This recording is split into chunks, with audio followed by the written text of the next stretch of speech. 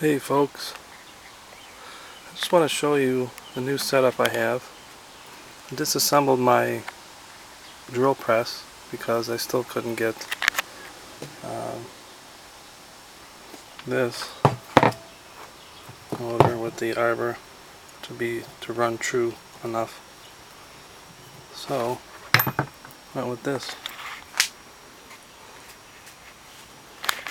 Needs to be cleaned up the motor, but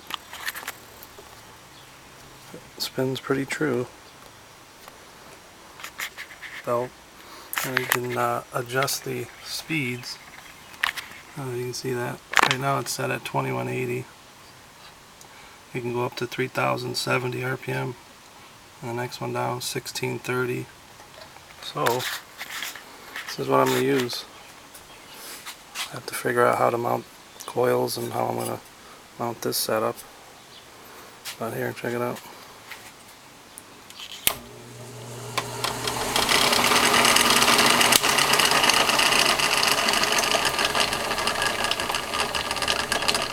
That's mainly the belt noise back here.